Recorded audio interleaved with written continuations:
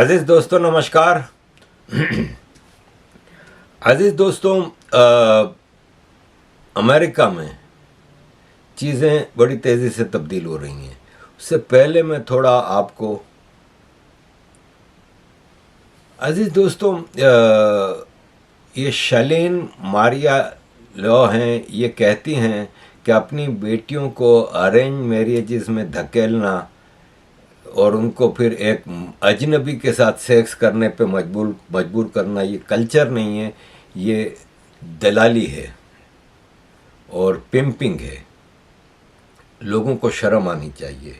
मैं बिल्कुल एग्री नहीं करता। लड़कियों की बात छोड़ें, मैंने खुद यूरोप में 9 साल हो गए थे मुझे आए हुए। 99 में मैंने अपने पेरेंट्स ने मुझे जब बहुत ज़्यादा शादी के लिए ज़िद की तो मैंने उनसे कहा था कि आप मेरे लिए कोई अच्छी लड़की ढूंढें, आपकी पसंद की, और आप मेरे लिए बेहतर रिश्ता कर सकते हैं।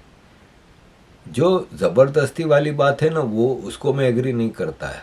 अगर कोई अपने माँ बाप अपने मर्ज़ी से ज़बरदस्ती कोई रिश्ता करते हैं जिससे लड़की खुश नहीं, वो गलत बात है, लेकिन ऐसा नहीं है। अब मैं एक प्राउड पेरेंट हूँ कि मेरी बेटी से मैंने पूछा कि बेटा शादी के लिए, तो उसने कहा कि मैं 2 साल बाद शादी करूँगी।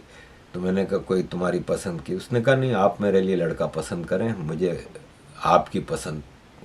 यूरोप में पैदा हुई है, यूरोप में पली बढ़ी है, यहाँ पे पढ़ी है और यहीं जॉब करती है, सब कुछ है, तो उसने मुझे इजाज़त दी। अब ज़ाहिर है एज ए पेरेंट मेरा भी फ़र्ज़ है कि मैं उसके लिए एक अच्छा, पेरेंट्स यही करते हैं ज़्यादातर। बाकी कुछ केसेस हम देखते हैं जिसमें पेरेंट्स ऑनर वाले मसले में या कोई ज़बरदस्ती या अपने कज़न से डाल दिया, ये कर दिया, वो कर दिया, लेकिन ये है कि ज़्यादातर तो पेरेंट्स अपनी औलाद की बेहतरी ही चाहते हैं। और अजनबी के साथ सेक्स, तो अगर कोई लव मैरिज है तो वो भी अजनबी के साथ लव करेगी ना भाई। कोई मतलब अजनबी के साथ ही शादियाँ होती हैं ना, वरना कि अपने भाई बहनों से तो शादी नहीं होती ना भाई। तो ये है। आते हैं अमेरिका के इश्यूज़ की तरफ। प्रेसिडेंट ट्रंप ने व्लादिमीर पुतिन को फ़ोन किया, काफ़ी लंबी चौड़ी इनकी बातचीत हुई और उन्होंने काफ़ी ज़्यादा डिस्कशन की और इस बात पे एग्री किया कि हमें जल्द ही जंग बंदी के लिए नेगोशिएशंस करने चाहिए। ये एक बहुत अच्छी साइन है और बहुत ही अच्छी चीज़ हुई है। जंग ख़त्म होनी चाहिए। काफ़ी तबाही हो चुकी है। अमेरिका की डीप स्टेट और ये कॉमेडियन ज़ेलेंस्की की वजह से रीजन में बहुत तबाही आ गई है। यूरोप इस मामले में ट्रंप के साथ खड़ा नहीं हो रहा। ख़ास तौर पे केयर स्टारमर ने कहा है कि हम ज़ेलेंस्की के साथ हैं, यूरोप यूक्रेन के साथ खड़ा रहेगा। यूरोप के और कई लीडर्स ने कहा, इंग्लैंड के फॉरेन मिनिस्टर जेम्स क्लेवरली ने कहा है कि नेटो की मेंबरशिप के लिए यूक्रेन बहुत करेक्ट रास्ते पे है और उसको मेंबरशिप मिलेगी। याद रहे कि यूक्रेन रशिया वार का स्टार्ट ही नेटो की मेंबरशिप थी। इसी वजह से रशिया को हमला करना पड़ा था और यूरोप अगेन इस जाल में फंसा हुआ है। इस जंग ने यूरोप को तबाही के किनारे पे पहुंचा दिया है। जो आधा रशिया यूरोप के अंदर आता है, आपको उस रशिया के साथ ताल्लुकात बेहतर करने चाहिए। आपने शुरू से उसको एक दुश्मन के तौर पर रखा। ये याद रखें कि सेकेंड वर्ल्ड वार में यूरोप हार चुका था और जर्मनी तकरीबन कब्ज़ा पूरे यूरोप पे हो चुका था। अगर रशिया के साथ जर्मनी की जंग शुरू ना होती तो शायद आज पूरा यूरोप जर्मन बोल रहा होता, और ये हकीकत है, इससे कोई आंख नहीं चुरा सकता। सेकेंड वर्ल्ड वॉर में यूरोप को बचाने के लिए रशिया ने सबसे ज़्यादा जानों की कुर्बानी दी है। रशिया के कई मिलियन फौजी इस जंग में मारे गए थे। सबसे ज़्यादा नुकसान इस सेकेंड वर्ल्ड वॉर में रशिया का हुआ था। अमेरिका ने क्या किया था?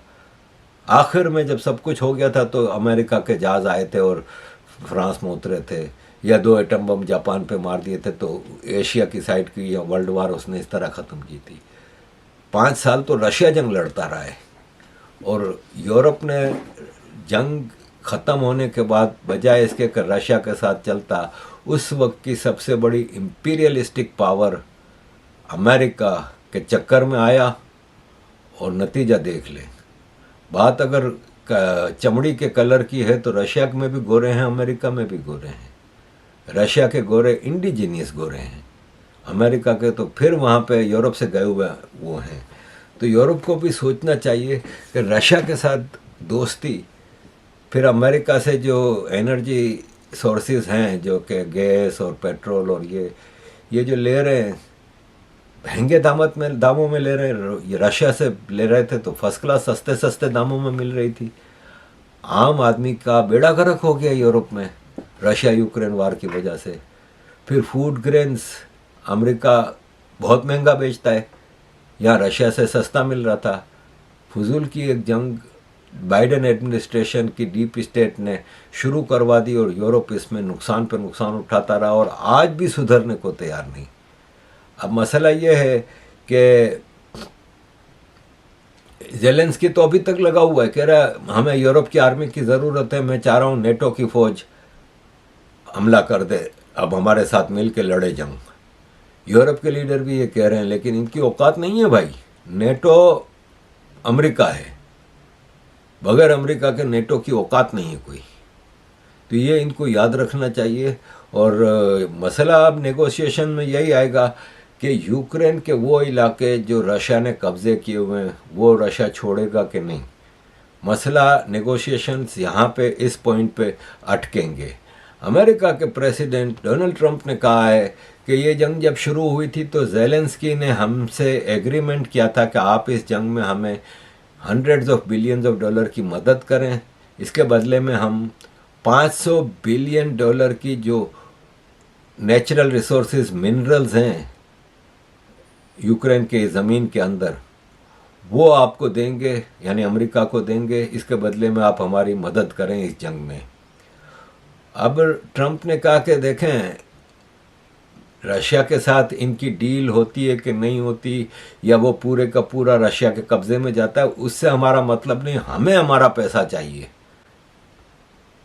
दो टोक बात कर रहा है, दो टोक बात करता है, और यही इसकी क्लैरिटी ही इसकी कामयाबी है। दूसरा पॉइंट जो चला है वो गज़ा के हवाले से, अभी तक प्रेसिडेंट ट्रंप गज़ा के हवाले से अपने पॉइंट पे खड़े हैं। अरब कंट्रीज़ में जॉर्डन ने कुछ हल्का हाथ दिखाया है, इजिप्ट के कुछ मेंबर्स ऑफ पार्लियामेंट धमकियां दे रहे हैं कि हम तल अवीव पे कब्ज़ा कर लेंगे और इसराइल हमें चैलेंज ना करे। इजिप्ट की औकात क्या है ये सबको पता है, ठीक है ना। एक बात याद रखें कि इसराइल के साथ लड़ने की जो भी बात करेगा ना वो अमेरिका से लड़ रहा होगा, वो यूरोप से लड़ रहा होगा, क्योंकि इसराइल को अमेरिका और यूरोप नहीं छोड़ेगा, हमेशा कभी भी अकेला नहीं छोड़ेगा, हमेशा उसके साथ खड़े रहेंगे। तो इसलिए इजिप्ट की या किसी भी पूरे इस्लामिक देश सारे मिल भी जाए ना तो भी उनकी औकात नहीं है कि वो इसराइल के कुछ भी कर सकें। सऊदी अरब ने जो मीटिंग कॉल की है गज़ा के लिए, उसमें इजिप्ट, जॉर्डन, कतर, इमारात, सऊदी अरब और साथ में फ़लस्तीन के महमूद अब्बास 27 फरवरी को कैरो में जमा होंगे। अरब लीग की मीटिंग है 27 फरवरी को कैरो में। इससे पहले रियाद में ये इजिप्ट, जॉर्डन, कतर, इमारात और सऊदी अरब मिल के बैठ के सोचेंगे कि क्या करना है, क्या कर सकते हैं। सब मिल के भी कुछ नहीं कर सकते। और ये है कि मैंने पहले भी बताया था कि अगर 50 बिलियन डॉलर इजिप्ट को फेंकेगा तो आपको 10 लाख ही संभालने हैं ना भाई रेफ्यूजी। 50 बिलियन डॉलर जॉर्डन को देगा तो 10 लाख वो संभाल लेगा। जिस अमेरिका ने 200 बिलियन डॉलर रशिया यूक्रेन वार पे लगा दिए, उसके लिए 100 बिलियन डॉलर खर्च करके ये एक परमानेंट मसला कैसे हल नहीं होगा। अच्छी कॉलोनी बना देंगे, बाकी हमास का कचरा निकाल देंगे। वैसे ही सैटरडे की इनको वार्निंग दी थी कि हॉस्टेजेस छोड़ने बंद कर दिए थे उसने, हमास ने, तो हम सैटरडे तक अगर नहीं छोड़े तो फिर हम आपको जहन्नम की याद दिला देंगे। लेकिन फिर ये हुआ कि सैटरडे की जो डेडलाइन थी उससे पहले 3 और हॉस्टेज हमास ने छोड़ दिए। अब ट्रंप ने इसराइल के ऊपर छोड़ दिया कि हाँ भाई आप जो चाहते हैं वो होगा, अगर आप चाहते हो कि अब वापस हमास के ऊपर हमला किया जाए, गजा पे हमला किया जाए, तो हम आपके साथ हैं। अगर आप चाहते हो कि हॉस्टेजेस के लिए अभी भी नेगोशिएशंस करें, तो भी हम आपके साथ हैं। अजीज़ दोस्तों, जयशंकर जी जो हैं भारत के फॉरेन मिनिस्टर, उन्होंने अभी बड़ा कड़ा बयान दिया है यूरोप में। उन्होंने तकरीर करते हुए उन्होंने कहा है कि वेस्ट का डबल स्टैंडर्ड है डेमोक्रेसी के हवाले से। एक तरफ वेस्ट है ना, वो अपने मुल्क में प्योर डेमोक्रेसी की बात करते हैं, लेकिन ग्लोबल साउथ में वो नॉन डेमोक्रेटिक फोर्सेस को आगे बढ़ाते हैं, उनको सपोर्ट करते हैं। नाम नहीं लिया, लेकिन उन्होंने पाकिस्तान और बांग्लादेश की तरफ उनका इशारा था कि पाकिस्तान में आर्मी जब चाहती है, जिसको चाहती है हटा देती है, जिसको चाहती है जिता देती है। एक हारे हुए इलेक्शन थे जिसमें पीपल्स पार्टी और मुस्लिम लीग नून हार गई थी, लेकिन उनको सरकार दी गई। इसी तरह बांग्लादेश में एक जेन्युइनली इलेक्टेड गवर्नमेंट ऑफ हसीना वाजिद को हटा के एक डीप स्टेट के हरकारे यूनुस को जितवाया गया। All big countries are unique to an extent, but we would certainly hope, I mean, to the extent we think of democracy as a universal aspiration, ideally a reality, but at least an aspiration. It is in large part because India chose a democratic model after independence. And it chose a democratic model because we had fundamentally a consultative, pluralistic society. Now, there was a time, and I have to say this in all honesty, where West treated democracy as a Western characteristic and was busy encouraging non-democratic forces in the global South. It still does. I mean, in many cases, I can point to some very recent ones, where actually everything that you say you value at home, you don't practice abroad. So I do think the rest of the global South will view, the successes and the shortcomings and the responses of other countries. They will also ask themselves which ones of them they relate to.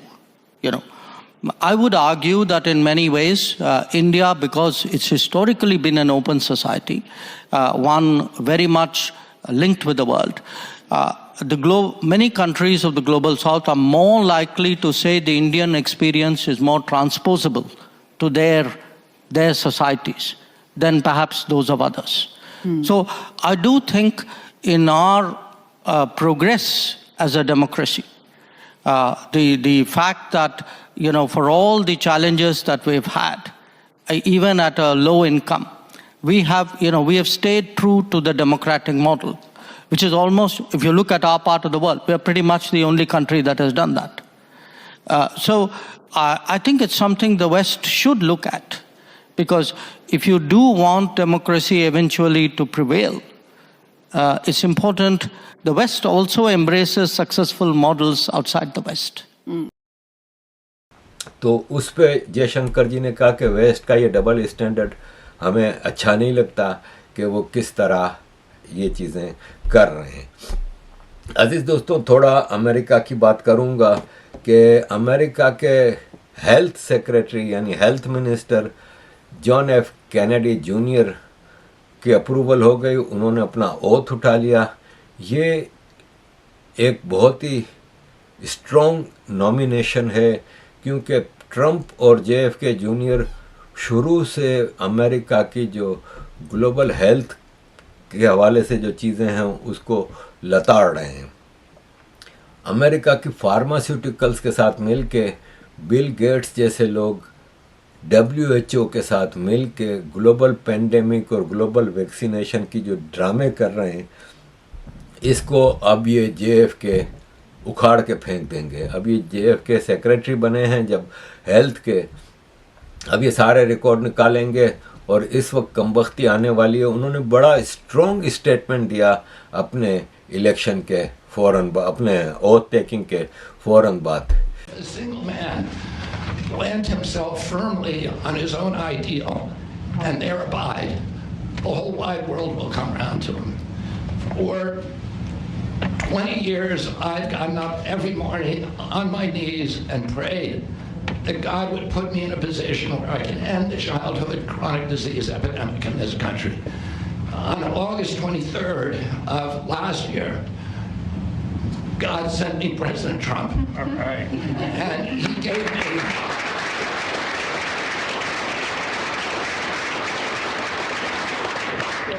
he's now given me, he's kept every promise that he's made to me. He's kept his word in every account and gone way beyond it. I'm so grateful to you, Mr. President. A lot of people told me that I couldn't trust President Trump, I better get it in writing. And we did a handshake, and everything that he told me he was going to do, he has done. Right. And I'm so grateful to him, and I've told you before, I genuinely believe that you are a pivotal historical figure, and you are going to transform this country at a time when we see all of the indicia of democracy now in tatters in our country. We see the rise of the military-industrial complex, the rise of totalitarianism, these attacks on our Constitution, and this breathtaking epidemic that is disabling our people. President Trump has promised to restore the American dream in this country. A healthy person has 1,000 dreams. A sick person only has one. 60% of our population has only one dream, that they get better. President Trump has promised that he's going to restore America's strength. But we can't be a strong nation if we have a weak citizenry. If people are sick, 60% of our people are sick, 77%, as President Trump mentioned, of our children cannot qualify for military service. And we need a man on a white horse now. We need somebody who is willing to come in and has the spine and the guts and the strength to challenge orthodoxies, to stand in the way of vested interests, and to break institutions that have turned against our democracy. President Trump has shown again and again that he is that hero. And most recently, I greatly appreciate, and I called you the day that you announced the termination of USAID.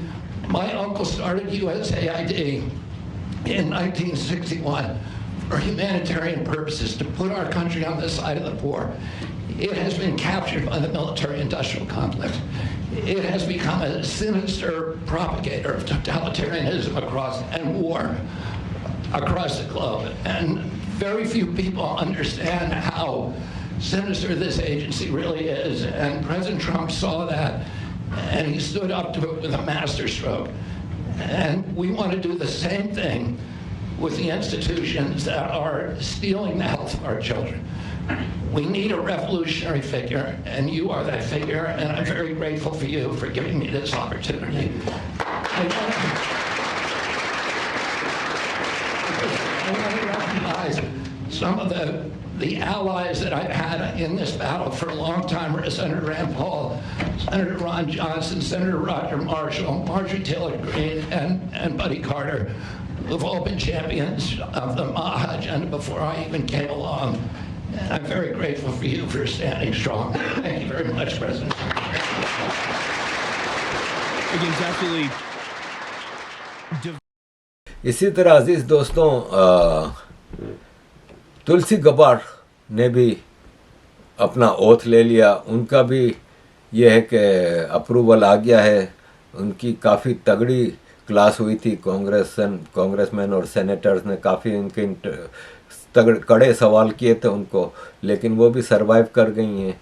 और उन्होंने भी बड़ा strong statement दिया है अपने election के, अपने nomination और अपने ओथ टेकिंग के बाद उन्होंने गीता पे हाथ रख के अपना ओथ लिया है। Mr. President, first and foremost, I just want to say thank you from the bottom of my heart for the trust that you have placed in me to fulfill this critical position as Director of National Intelligence at any time, but specifically during this time.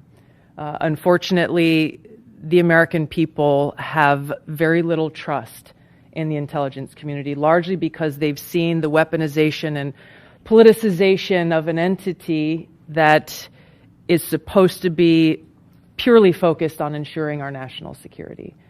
So I look forward to being able to help fulfill that mandate that the American people delivered to you very clearly in this election, to refocus our intelligence community by empowering the great patriots who have chosen to serve our country in this way and focus on ensuring the safety, security, and freedom of the American people. As you've said, Mr. President, this is what I've dedicated my life to, and it is truly humbling to be in this position, to serve in your administration, help to rebuild that trust, and ultimately to keep the American people safe. Last thing I'll mention, that in your National Prayer Breakfast speech, you made a statement about your legacy of wanting to be remembered as a peacemaker. I know that I can speak for many of my fellow service members who are here today, veterans, Medal of Honor recipients, how deeply that resonates with us. For those who volunteer to put their lives on the line when duty calls, but to have a President and Commander-in-Chief who recognizes the cost of that sacrifice and ensuring that war is the last resort, not the first. So thank you for your leadership on behalf of my friends here and all who wear the uniform. We're grateful. Thank you. और आखिर में अजीज दोस्तों, ये जो कह रहे हैं ना कि एलन मस्क इलेक्टेड नहीं है, उसको अमेरिका के इतने इम्पोर्टेंट डोज के ऊपर बिठा दिया है जो अमेरिका के सारे फाइनेंशियल और दूसरे मामला देखेगा, तो भाई साहब ये बताएं कि एंथोनी फोची जो कि पूरे ग्लोबल पेंडेमिक और वैक्सीनेशन का ड्रामे का इंचार्ज था, वो इलेक्टेड था। हंटर बाइडन का बेटा इलेक्टेड था। George Soros, Amos Hostington, Bill Gates, 50 नाम हैं, ये सब इलेक्टेड थे क्या? भाई अमेरिका का कॉन्स्टिट्यूशन प्रेसिडेंट को अलाउ करता है। JFK, तुलसी गबार्ड, एलन मस्क, रोबियो, ये सब कोई इलेक्टेड नहीं है। वहाँ पे प्रेसिडेंट का इलेक्शन होता है और प्रेसिडेंट फिर अपनी टीम नॉमिनेट करता है, जिसको चाहे वो मुनासिब समझता है कि वो इस काम के लिए सही है। तो भाई साहब, पहले जब जॉर्ज सोरोस, बिल गेट्स वगैरह अमेरिका की फेडरल पॉलिसीज़ पे असरअंदाज होते थे तो मसला नहीं था, लेकिन अब मसला है। तो अजीज़ दोस्तों, this is today's programme. Thank you very much अजीज़ दोस्तों फॉर ऑल योर सपोर्ट। आपके सपोर्ट की सहायता है, प्लीज़ सपोर्ट करें गोफंड के ज़रिए, पेपाल के ज़रिए, UPI के ज़रिए। थैंक यू वेरी मच अजीज़ दोस्तों।